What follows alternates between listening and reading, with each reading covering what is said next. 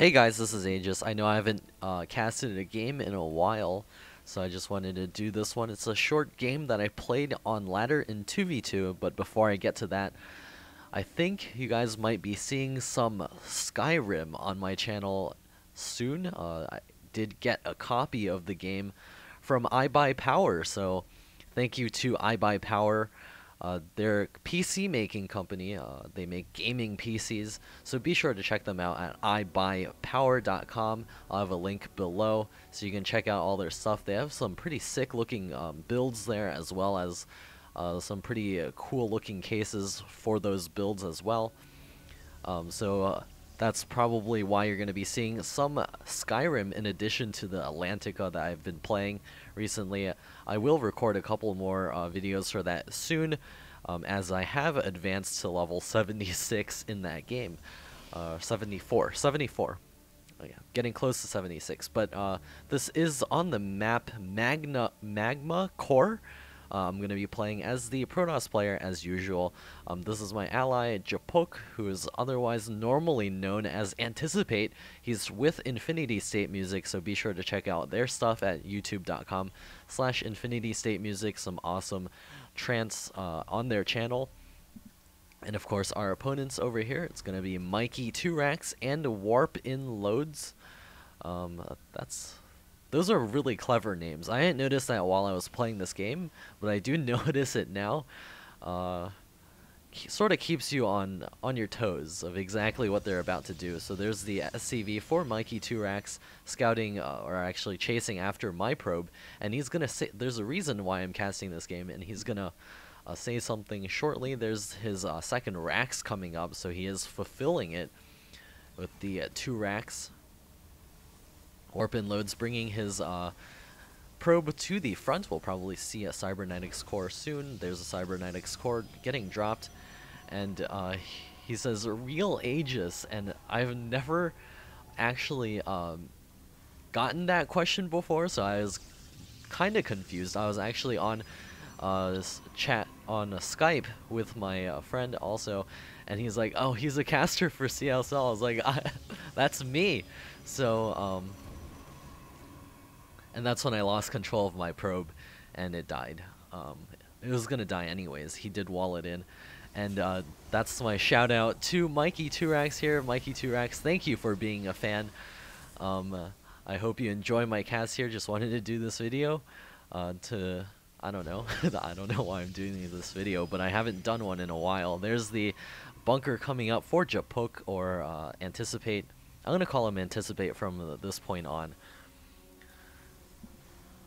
There's his Marine standing at the front, and we got two warp gates, or two gateways up for warp-in loads, and it does look like Mikey Turax is going to be expanding off of his 2 Rax. He does have an idle SCV hanging out over here.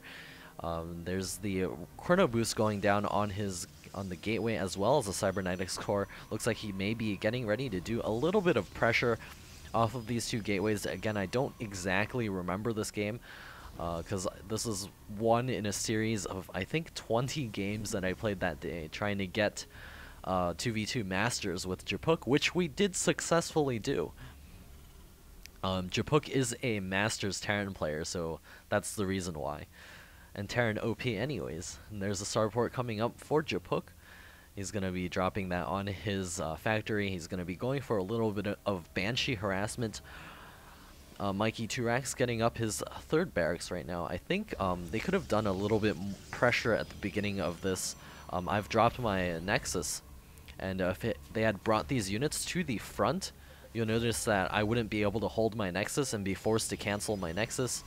So it's always good to be a little bit aggressive off of these extra production facilities, especially as Protoss getting 2 gateways in the beginning and then chrono boosting a Stalker after you've already gotten your first one. And there's Mikey Turax and Warp-in Loads getting ready to move up to the north side. Well, it looks like Warp-in Loads is going to come down to the bottom of his ramp and guard there.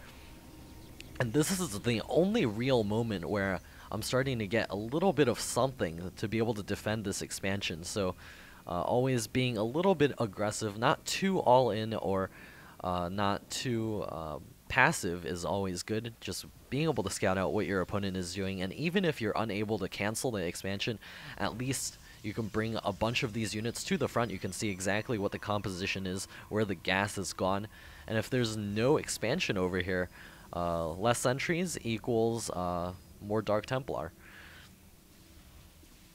And there's my units coming up to the front. Looks like Warp and Load's bringing just a couple of his Stalkers. I probably should have came forward and done a couple of force fields and killed off a couple of those buildings, or a couple of those units, but I decided not to. Of course, my micro, as you might know, is probably not the best. I'm going to be warping in a pylon in the center, as well as this probe, who is dangerously close to these units over here. Looks like I'm going to be moving towards the center, also rallying to make a couple of probes at my natural expansion, rallying the probes from my main as well. I've gotten a 4th gateway in case I want to push this fight, but of course, being the way that I am, I forget to make it into a warp gate. There's the force fields going down for both Protoss players, and there's the engagement.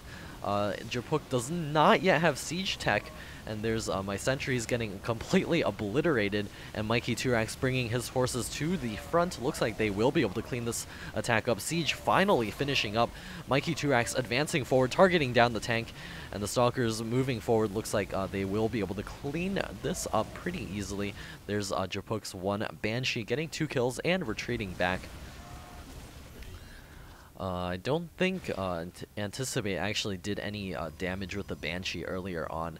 I don't know if a Banshee died off or anything. Looks like I'm going to be getting the double gas over here. I'm letting the Chrono Boost go down on my Nexi. Once again, I want to get up a really strong count of those probes. Of course, I've been saving Chrono Boost, which is a very bad thing in general. There's a Chrono Boost on the Blink as well. And there's the Banshee doing a little bit of damage inside of Mikey Turax's main. How many kills does it have? 6 kills for that 1 Banshee. Marines checking out the towers over here. I also have my pylon in the center just in case any units come by over there. So most of these areas are well covered. It's always good to send a couple of Marines to these locations just to be able to get some scouting in. Actually, no, this is... This over here is Mikey Turax doing a great job. I thought I was Anticipate for some reason. Looks like I'm going blind. There's the Stalkers coming up towards the front. It looks like Mikey Turax is going to be forced to run back a little, waiting for his Protoss ally to reinforce. But where are the units? Looks like a couple of Stalkers finally coming towards the front. Mikey Turax engaging by himself. And at this moment, Anticipate was just yelling at me to bring my Stalkers back to the tanks so that we could get a little bit of a better engagement. And there's additional units coming forward. For me, the Stalker's taking massive amounts of damage. I don't know if he blinked forward, but blinking forward is really bad in terms of engaging against tanks. There's the Stimpak going down on those Marauders.